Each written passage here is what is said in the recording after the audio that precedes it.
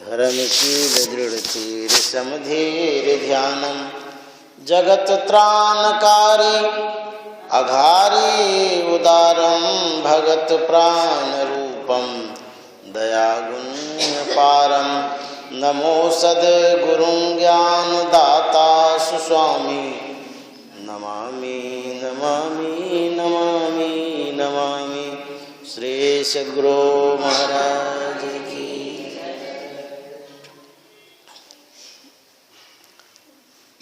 अव्यक्त रूप में परमाराध्य सद्गुरु महाराज,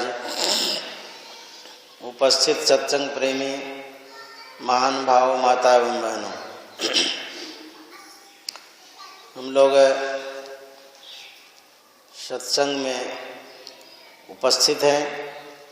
यह साप्ताहिक सत्संग है, प्रत्येक रविवार को होता रहता है। हम लोगों का यह संत मत का सत्संग है।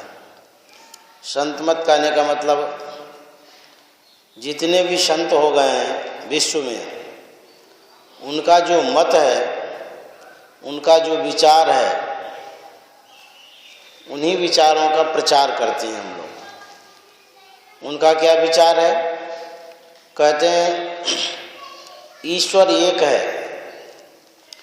ईश्वर तक जाने का मार्ग भी एक है, वह बाहर नहीं अंतर का है।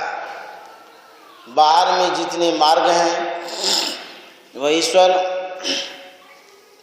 तक जाने का मार्ग नहीं है। ईश्वर तक जाने का मार्ग अंदर में है और एक ही है। एक बार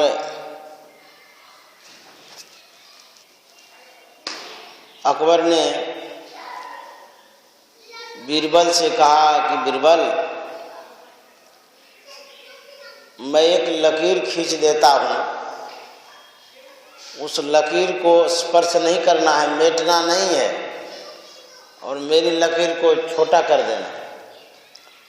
तो बीरबल अकबर पेंसिल उठाता है, ब्लैक बोर्ड में एक लंबी लकीर खींच दी और बीरबल से कहा कि इसको छोटा करो। बीरबल बड़ा कुशाग्र बुद्धि का था, तो वो पेंसिल उठाया, ठीक उसी लकीर के सामने उससे लंबी लकीर खींच दी।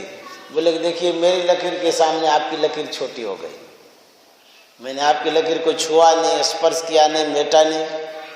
बोले हाँ, ठीक उसी तरह से संत मत किसी के बात का खंडन नहीं करता है, बल्कि किसी के बात के सामने अपनी बात रखता है तो स्वतः सबकी बात छोटी हो जाती है। क्योंकि संत से बढ़कर के कोई नहीं होता है। संत का जो मत है, उनका जो विचार है, उनके सामने जितना विचार है सब छोटा पड़ जाता है। संत का विचार शास्त्र सिद्ध है, ऐसा नहीं समझना चाहिए कि मनगढ़ंत बात वो कहते हैं। शास्त्र सिद्ध है। धर्म ग्रंथ जितने हैं उन सबों से सिद्ध किया हुआ बात होता है। इसलिए उनकी बातें सर्वग्राह्य होती है, सबके कल्याण के लिए होती है। यदि उनकी बातों को हम नहीं समझ पाते हैं तो भले हम कह सकते हैं कि उनकी बातें ऐसी होगी वैसी होगी। संत मत आज का मत नहीं है। गोस्वामी तुलसीदास जी महाराज जिस समय हुए, उन्होंने लिखा, यहाँ न पक्षपात कछु राखऊं, वेद पुराण संत मत भाखऊं। तुलसीदास जी महाराज कब हो गए? उस समय बोले कि मैं संत मत की बात कहता हूँ। यहाँ पक्षपात की कोई बात नहीं है, जात पात की कोई बात नहीं है, निष्पक्ष बात कहता हूँ। कोई वर्ग विशेष की बात नहीं कहता हूँ और संत मत की बात कहता हूँ।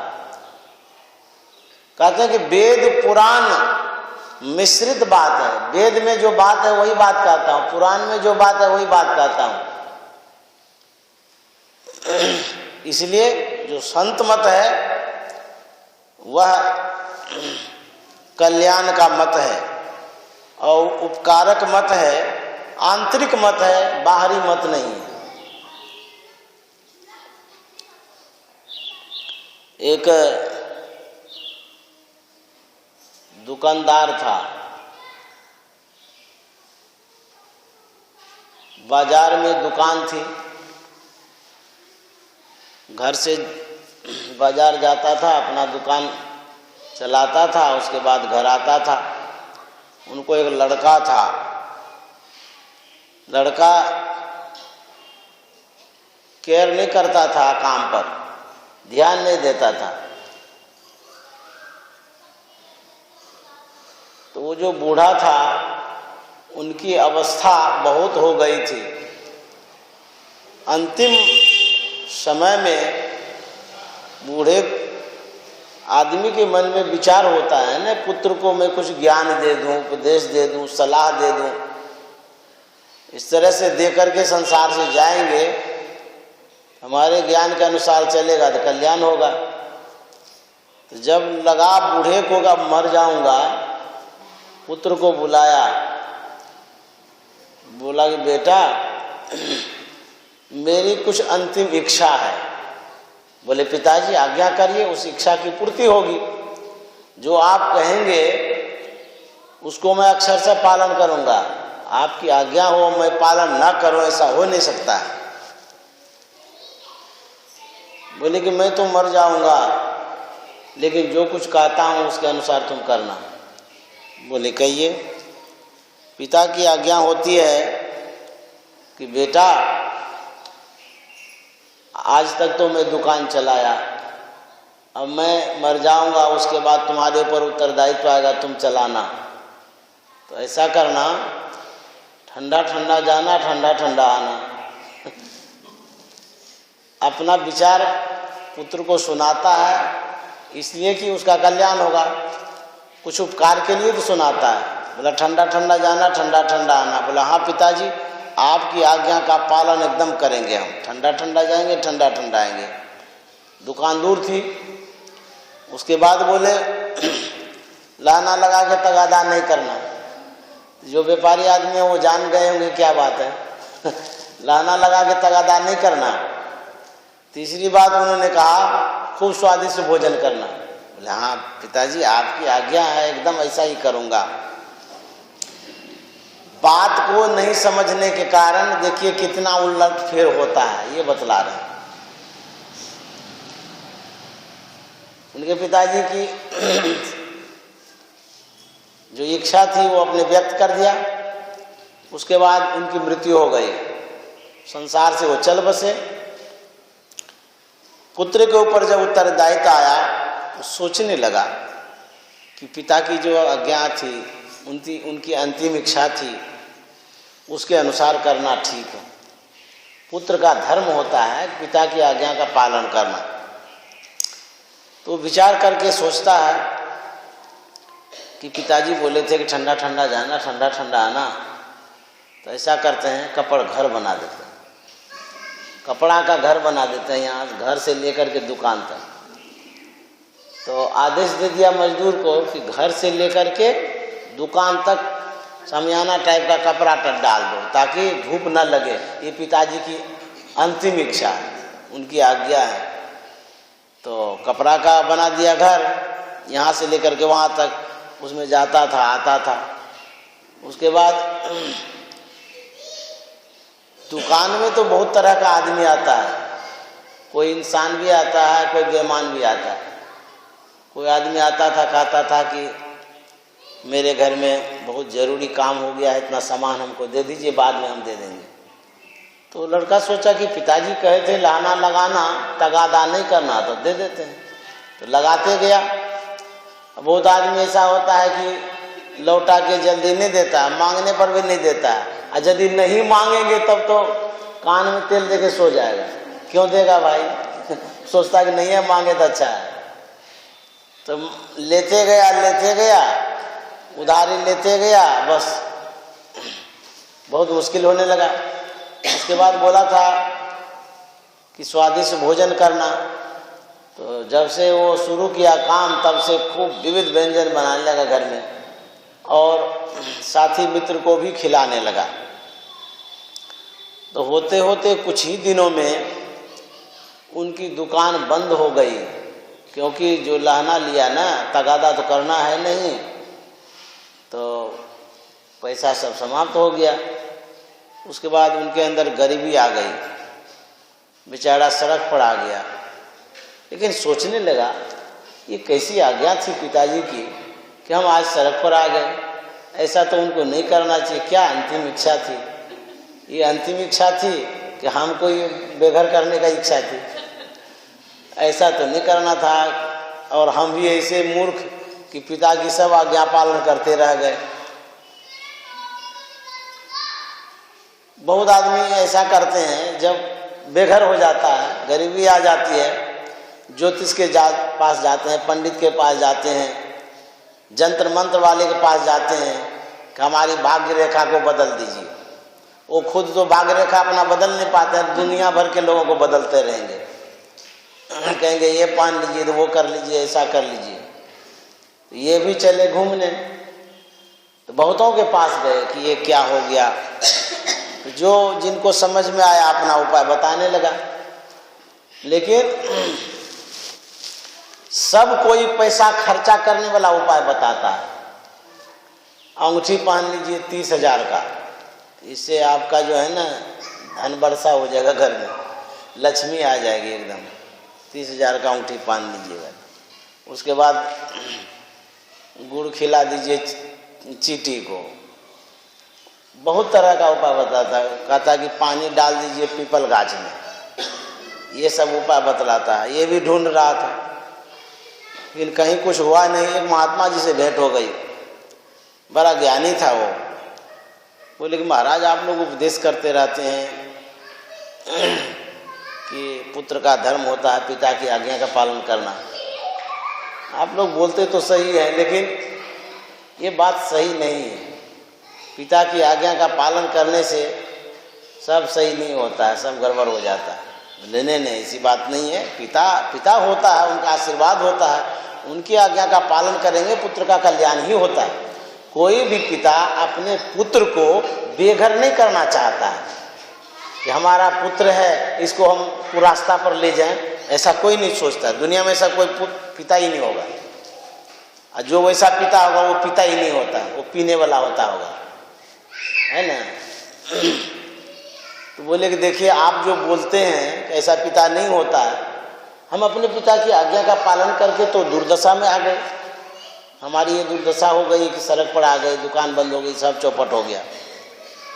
तो बोले अच्छा ये बतलाओ तो तुम्हारे पिताजी की क्या आज्ञा थी और तुम बेघर कैसे हो गए? आश्चर्य लगता है हमको। क्या कहा था पिताजी ने, उनकी क्या अंतिम इच्छा थी? बोले कि उन्होंने कहा था ठंडा ठंडा जाना, ठंडा ठंडा आना। हमारी दुकान थी, तो हम बोले कि क्या किया? बोले कि हम कपड़ा का घर बना दिए, ठंडा ठंडा जाते थे, ठंडा ठंडा आते थे। उसके बाद बोले कि खूब स्वादिष्ट भोजन करना, तो बढ़िया बढ़िया व्यंजन बनाने लगे, सगे संबंधियों को भी खिलाने लगे। उसके बाद तीसरी बात कहे थे कि लाना लगा के तगादा नहीं करना, तो लाना वाले लेते गए, ऐसा हुआ कि दुकानें बंद हो गया। ये उनकी आज्ञा थी और हम ऐसे सुपुत्र की आज्ञा का पालन किए, आज हमारी दुर्दशा हो गई।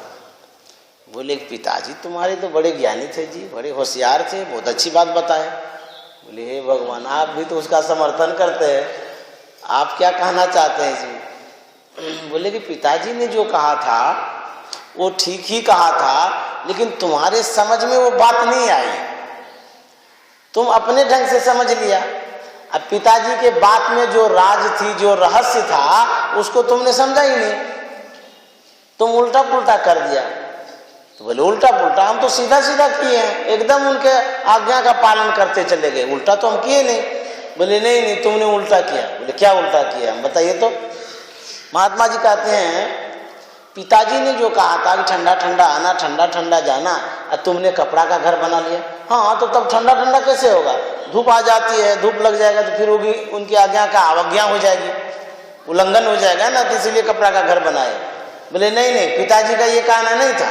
तब पिताजी का कहना ये था कि सूर्य उदय के पहले तुम फ्रेश होना, तैयार होना, सब कुछ कर लेना। सूर्य उदय के पहले, ये नहीं कि 10 बजे तक सोए रहना।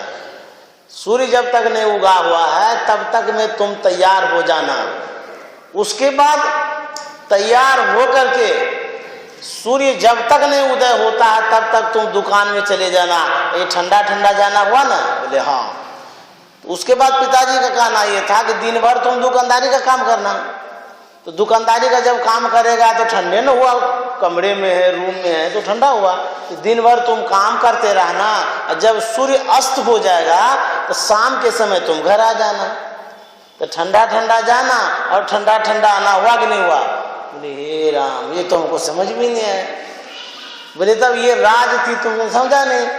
अब तुम तो कपड़ा का घर बना लिया, ठंडा ठंडा गए, ठंडा ठंडा, कितना खर्चा हो गया होगा। बोला हाँ खर्चा तो बहुत हो गया। आजकल लोग सवेरे सवेरे काम नहीं करते हैं, बहुत देर तक रात तक सोते हैं, उसके बाद 10 बजे उठते हैं। सवेरे सवेरे पहले के लोग सवेरे उठते थे, तैयार हो जाते थे, स्नान कर लेते थे, पूजा पाठ कर लेते थे, जलपान भी कर लेते थे, उसके बाद काम पर लग जाते थे। किसान लोगों को भी देखिए गांव देहात में भोरे काम करते हैं, और जब कड़ी धूप आ जाती है तो काम छोड़ देते हैं, फिर शाम को काम करते हैं। तो सवेरे सवेरे काम करने से स्वास्थ्य भी ठीक रहता है, कोई हानि भी नहीं होती है। तो दूसरी बात उन्होंने कही स्वादिष्ट भोजन करने के विषय में। बोले पिताजी की यह आज्ञा थी कि जब तुमको खूब भूख लगे तब खाना, जो भी साग सत्तू खाओगे उसमें तुमको स्वाद लगेगा। ये नहीं कि एकदम तला भूंजा एकदम विटामिनदार चीज खाना, ऐसा नहीं कहा गया था। भूख लगे तब खाना, ये हुआ स्वादिष्ट भोजन, समझ गया। उसके बाद तीसरी बात पिताजी ने जो कही थी, लहना लगा के तगादा नहीं करना। उनका कहने का मतलब ये था कि उन व्यक्तियों को लहना लगाना जो व्यक्ति बिना तगादा का घर पहुंचा दे रुपया, वैसे व्यक्ति के पास लहना नहीं लगाना जो लेकर के डूब जाए। पिताजी का कहने का मतलब यह है उसको देना ही नहीं। जो व्यक्ति लौटा के नहीं देता है और जो लौटा के देता है, उसको देखिए ज्ञान है इसमें, उस व्यक्ति को लगाना जिसमें टेंशन नहीं हो, है ना, जिस पर विश्वास है कि इनको हम कुछ भी देंगे तो पैसा नहीं डूबेगा, ये अपने से ला करके दे देगा, हमको मेहनत भी नहीं करना पड़ेगा। बिना मेहनत का घर रुपया पहुंच जाए तो वैसे आदमी को तो लाना लगाने में कोई हर्ज नहीं है। अब तुमने क्या कर दिया, बस जो आया सबको देते जाओ, यही तो तुम गड़बड़ी कर दिया। उनका कहने का मतलब था कि उस व्यक्ति को तुम देना जो याद नहीं भी रहे, विश्वास जमा रहेगा, लौटा करके घर पहुंचा देगा कि ये रुपया आपका है। बोले बाप रे, ये बात थी हम समझे ही नहीं, इसीलिए तो तुम सड़क पर आ गया। तो वही कहते हैं संतों की जो बात होती है, भेद यह गुप्त भेद है, गुप्त रहस्य है, राज है, पाना किसी ग्रंथ से है असंभव, समझ लो किसी संत से। ये जो बात कही जाती है बहुत आदमी समझते हैं और बहुत आदमी नहीं समझते हैं। नहीं समझने के कारण गड़बड़ होता है। एक आदमी था, वो नए नए सत्संगी बना था, उन्होंने स्तुति विनती सब कुछ याद की। उसमें एक पंक्ति ये भी गुरु महाराज लिखे हैं, सब प्यारा परिवार और संपत्ति नहीं भावे। तो बड़ा होशियार आदमी था, वो कहता है कि गुरु महाराज लिखे हैं संपत्ति नहीं भावे, ये तो ठीक नहीं है, हमको तो भावे। सब प्यारा परिवार और संपत्ति नहीं भावे, वो तो महात्मा हैं, सन्यासी हैं, उनको नहीं भावे, लेकिन हमको भावे। तो गाना ही बंद कर दिया। ये जो लाइन है ना, सब प्यारा परिवार और संपत्ति नहीं भावे, वो गाते ही नहीं थे। अब बुझिए तो गुरु महाराज स्तुति विनती लिखे हैं, प्रार्थना लिखे हैं, परमात्मा से प्रार्थना करते हैं कि हे परमात्मा, हे गुरुदेव, जो भी प्यारा परिवार है, जितनी भी संपत्ति है, उस संपत्ति और परिवार में हमारी आसक्ति ना हो जाए, हम उसी में उलझे ना रह जाएं, उनसे अनासक्ति रहे, यह प्रार्थना किए। यदि परिवार में उलझे रहेंगे तो भजन कब करेंगे? संपत्ति में ही लटके रहेंगे तो फिर परमात्मा की तरफ कब आएंगे? यह उनकी विनती थी, प्रार्थना थी, नहीं समझने के कारण ये उल्टा फेरा हो गया। समझ गए? तो ये सब राज होता है, रहस्य होता है, कभी कभी आदमी नहीं समझ पाता है, नहीं समझने के कारण अर्थ का अनर्थ हो जाता है। इसलिए इस संत मत की बातों को समझना चाहिए। हम लोग सत्संग की बात सुन रहे थे। सत्संग जीवन का अभिन्न अंग है। जिस तरह से हाथ होता है, पैर होता है, शरीर का अंग प्रत्यंग होता है, उसी तरह से सत्संग भी जीवन का एक अंग है। सत्संग यदि जीवन में नहीं मिलता है तो समझिए आपका जीवन जो है ना अधूरा है। पूरा जीवन नहीं है, अधूरा जीवन है। क्यों? सत्संग से हमारी परिशुद्धि होती है, हमारा ज्ञान परिमार्जित होता है, हमारा जो विवेक है बढ़ता है। जिस तरह से भोजन की आवश्यकता पड़ती है शरीर के लिए, उसी तरह से आत्मा के लिए, हमारे लिए सत्संग की आवश्यकता पड़ती है। जिसके जीवन में सत्संग नहीं है उनका जीवन नरकमय है। तुलसीदास जी महाराज कहते हैं, ते नर नरक रूप जीवत जग, भव भंजन पद विमुख भागी, नहीं सत्संग भजन नहीं हरि को, श्रवण राम कथा अनुरागी। वह नर नरक के समान है जो सत्संग नहीं करता। सत्संग की आवश्यकता है। सत्संग से मन शुद्ध होता है, पवित्र होता है। जैसे कपड़ा धोते हैं साबुन सरफ से, पानी से, उसी तरह से मन को धोने के लिए, आत्मा को धोने के लिए, दृष्टि को पवित्र करने के लिए सत्संग की आवश्यकता होती है। जो सत्संग नहीं करते हैं उनकी बुद्धि जो है धूमिल हो जाती है, मैली हो जाती है, गंदी हो जाती है, विषया विमुख हो जाती है। इसलिए सत्संग की आवश्यकता है। गोस्वामी तुलसीदास जी महाराज कहते हैं, मज्जन फल देखिए तत्काला, काक होई पिक बकौ मराला। सत्संग में तत्काल फल मिलता है।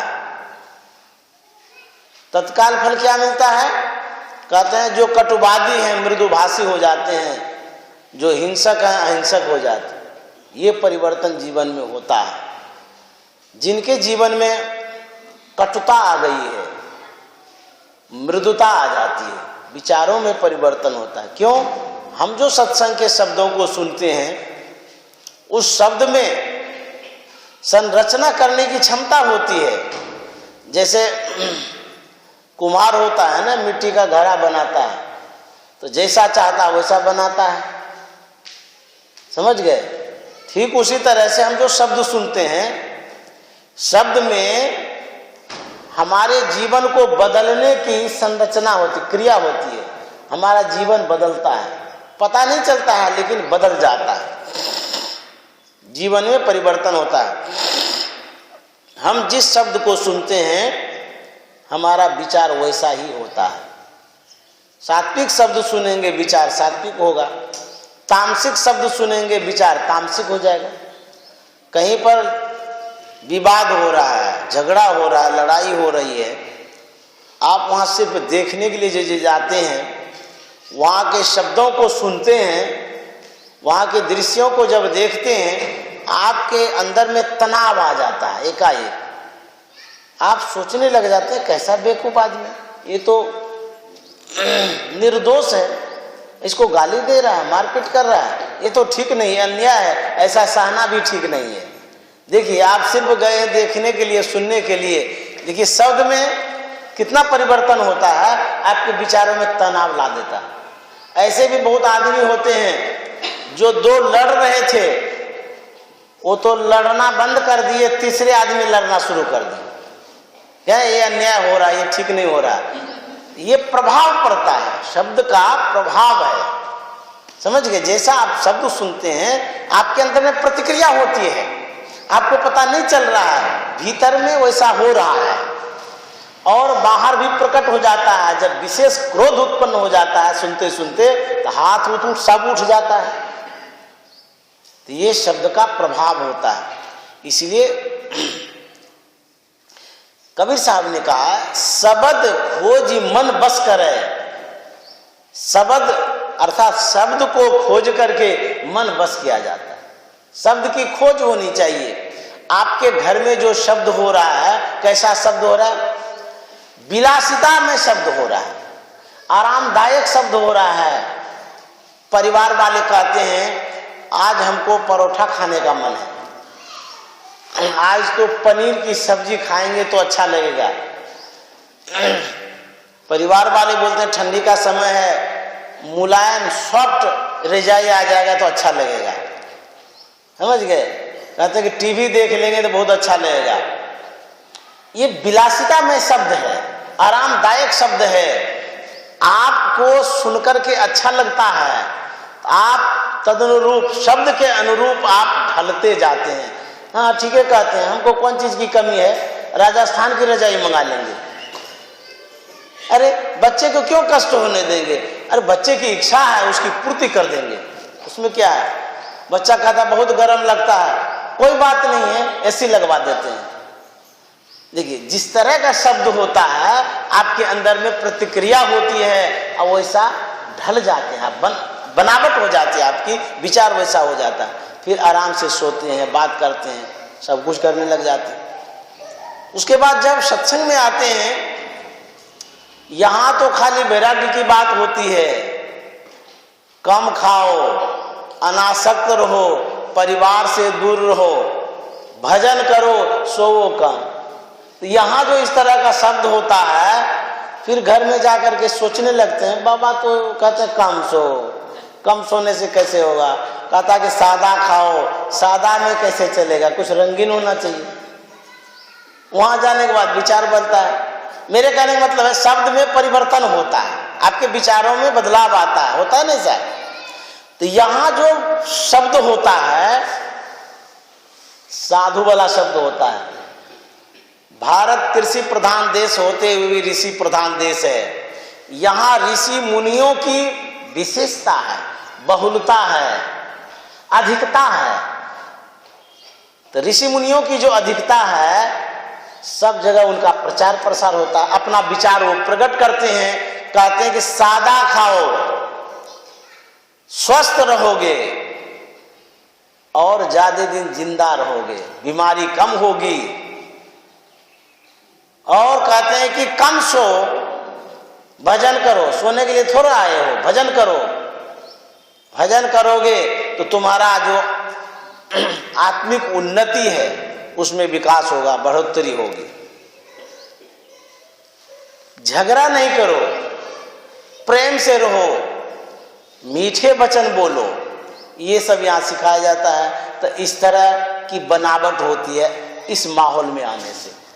तो यह जो सत्संग मंदिर है अथवा कहीं भी सत्संग करते हैं, वहाँ हम लोग जाते हैं अच्छे संस्कार को लेने के लिए, अच्छे संस्कार में ढलने के लिए जाते हैं।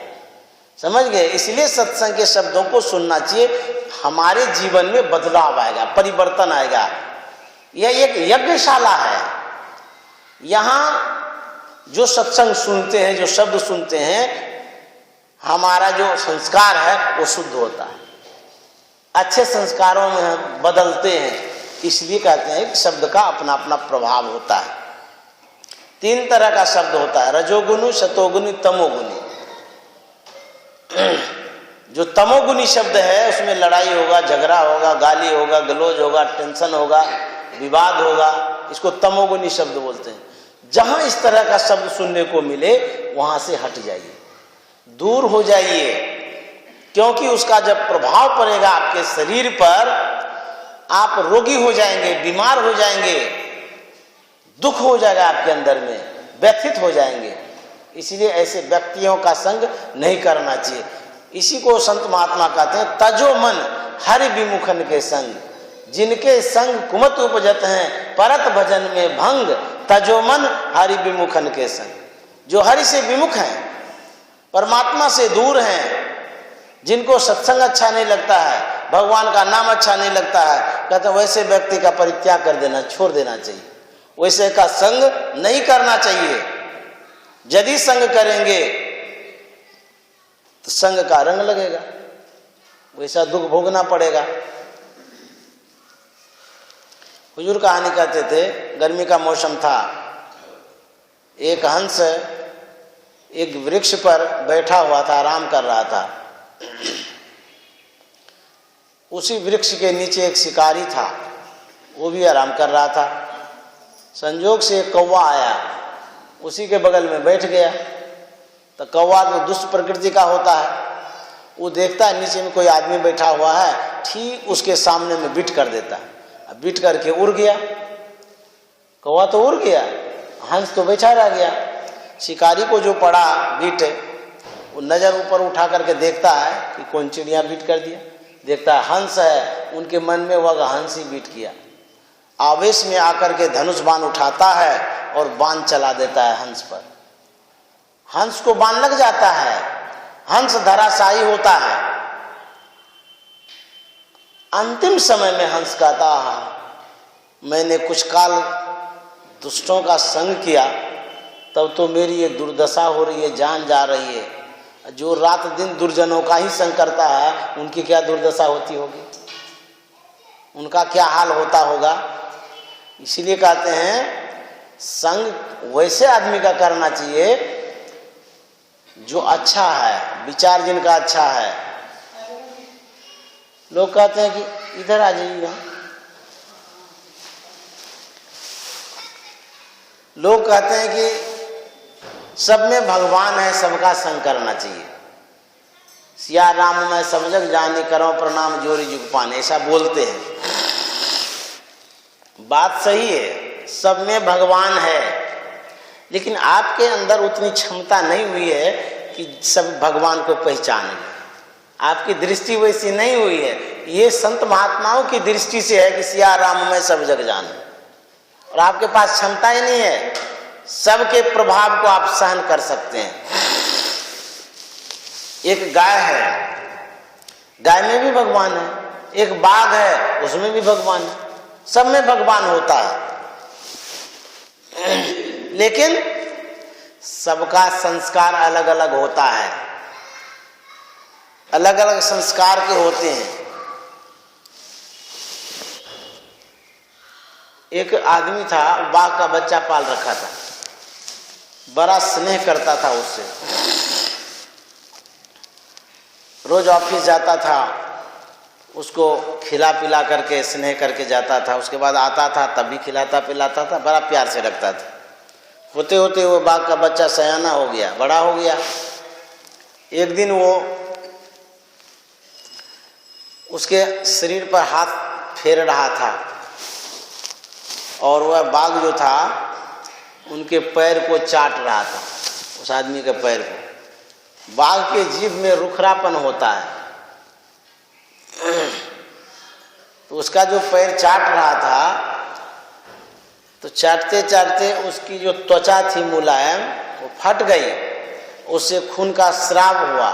खून जैसे ही निकला जीभ पर पड़ा, बाघ के जीभ पर, तो मानव के खून का प्यासा होता है। उनको बहुत अच्छा लगा, खूब जोर जोर से चाटना शुरू किया। तो आदमी को दर्द हुआ, तो दर्द हुआ तो पैर पीछे किया। जैसे ही पैर पीछे किया, बाघ उस आदमी के कंधे पर पंजा डाल दिया। अब वो तो डर गया, बोला अरे राम ये क्या हो गया। वो नौकर से कहता है कि जल्दी बंदूक लाओ, इसको मारो, नहीं तो हमारी जान चली जाएगी, खतरे में है। नौकर आया, बंदूक लाया, बाघ को दाग दिया, बाघ मर गया, तब उसकी जान बची।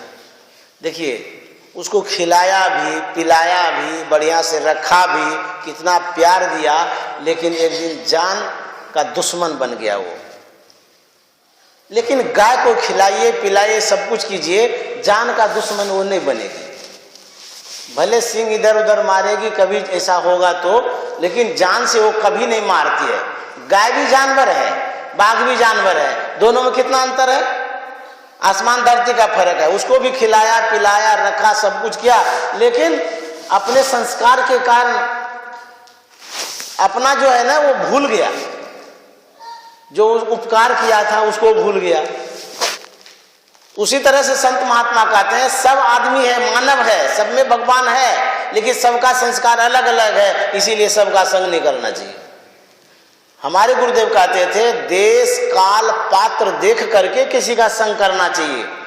कोई भी बात हो देश काल पात्र देख करके ही काम करिए, ये बुद्धिमानों की बात है।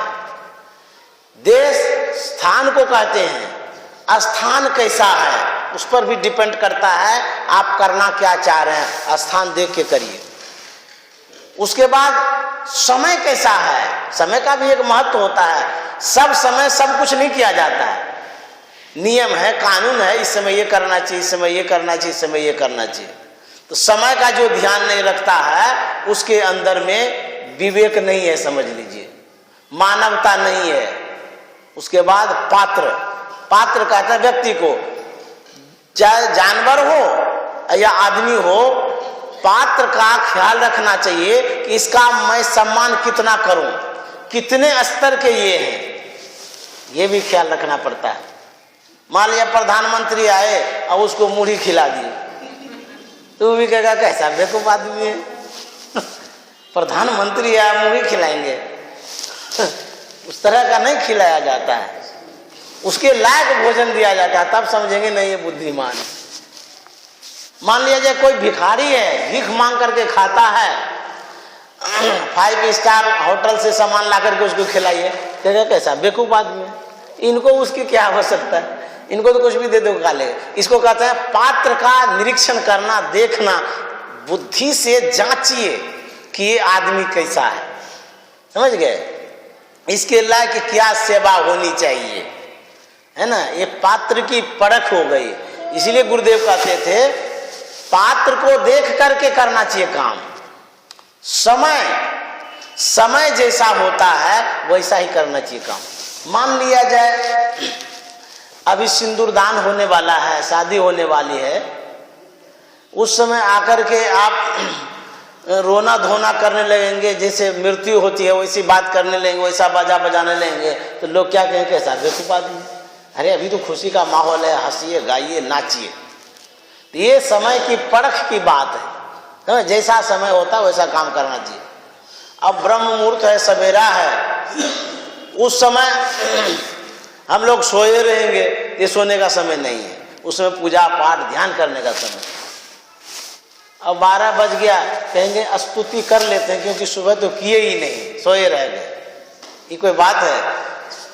बहुत आदमी ऐसा है, कहते हैं कि हम तो काम में व्यस्त रहते हैं, समय ही नहीं मिलता है, 12 बज गया है, क्या होगा, स्तुति अभी कर लेंगे तो क्या होगा, मुझे ये तो समय नहीं हुआ, ये ठीक नहीं हुआ है, समय का ज्ञान नहीं है, इसका मतलब है। तो सुबह का स्तुति 12 बजे करेंगे, और जो दोपहर की स्तुति है वो कब करेंगे।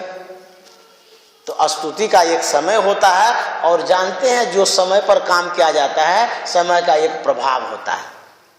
जैसे ब्रह्म मुहूर्त का जो समय होता है, सवेरे का जो समय होता है, उसको कहते हैं सात्विक शब्द, दैवीय गुण मिश्रित समय, सात्विक समय है वो, और दैवीय गुण से मिश्रित समय है वो।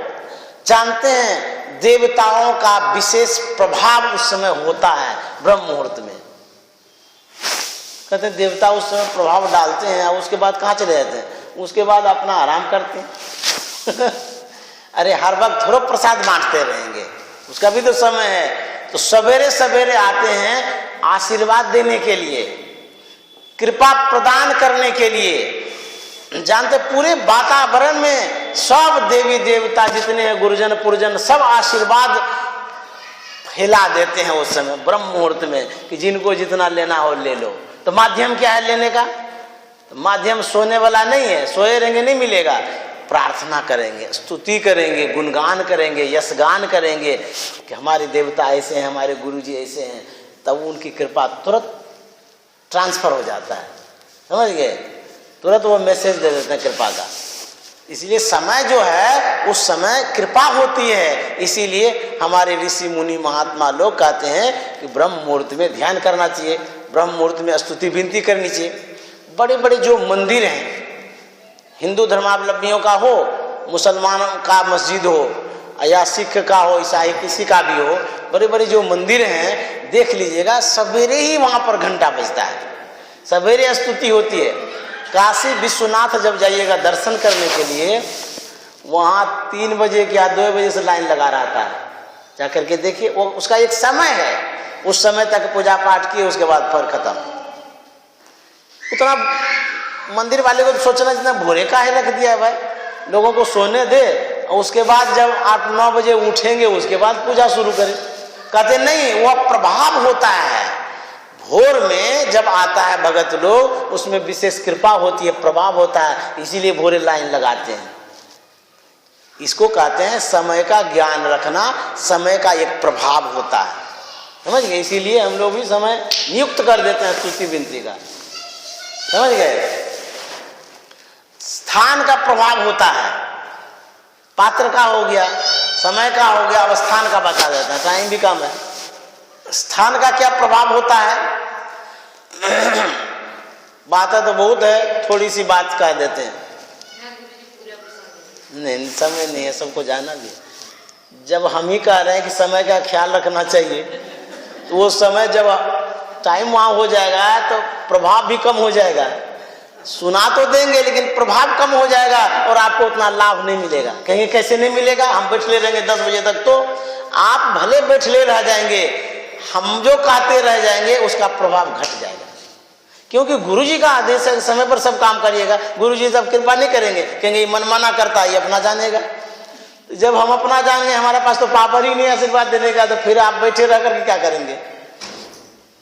सबका संविधान है, भले हम कहते रह जाएंगे 10 बजे रात तक, लेकिन हमारा आशीर्वाद आपको काम नहीं करेगा। और गुरुजी का आशीर्वाद तब काम करेगा जब उनकी आज्ञा का पालन हम करेंगे। गुरुजी कहते हैं सब काम समय पर करो। समझ गए? तो जब श्रवण कुमार माता पिता को कंधे पर लेकर के जा रहे थे, वो तो सब तीर्थों में घुमाते रहते थे, अब बड़े भक्त थे माता पिता के। उनकी माँ अंधी थी, पिताजी अंधे थे, लेकिन इतने बड़े सेवक थे, कंधे पर लेकर के जाते थे। कैसे श्रवण कुमार थे। एक बार वो जा रहे थे, शहर के करीब आ गए, स्थान खराब होने के कारण वो प्रभाव डालता है उसके मन पर, उनके मन में विकृति आ जाती है, टेंशन आ जाता है, एकाएक वो रुक जाता है।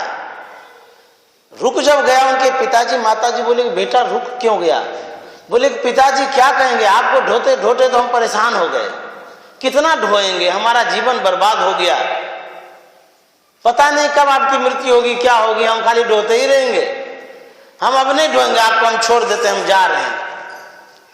बोले पुत्र, उनके पिताजी माताजी बड़े ज्ञानी थे, साधारण आदमी नहीं थे, बहुत ज्ञानी थे। बोले कि पुत्र तुम ठीक ही कहते हो, कितना तुम ढोओगे, तुम्हारी जवानी भी ढल जाएगी, अब कोई बात नहीं है, ऐसा करो इतना तो तुम कर दो, यहाँ से किसी दूसरी जगह रख दो जहाँ आदमी हो, कोई देखे सुने, नहीं तो यहाँ ऐसे ही मर जाएंगे, कोई नहीं देखेगा, तो तुम वहाँ छोड़ देना और तुम छोड़ करके चले जाना। तुम ठीक ही कहते हो, हमको कितना ढोओगे? उसके बाद बोला अच्छा ठीक है, इतना तो हम कर देंगे, क्योंकि यहाँ छोड़ देंगे तो आंधा आंधी को कौन देखेगा, जंगल का स्थान है। तो कंधे में उठाया, वहाँ से चला। वहाँ से चलते चलते चलते सार्वजनिक मंदिर वगैरह का स्थान था जहाँ आदमी जाता आता था, वहाँ ले गया, वहाँ रखा। थोड़ा ही तो समय हुआ था, उस स्थान का प्रभाव ऐसा पड़ा, उसका मन एकाएक बदल गया। बोले अरे ये हमने क्या कहा दिया पिताजी को? पिताजी के चरणों में गिर गया।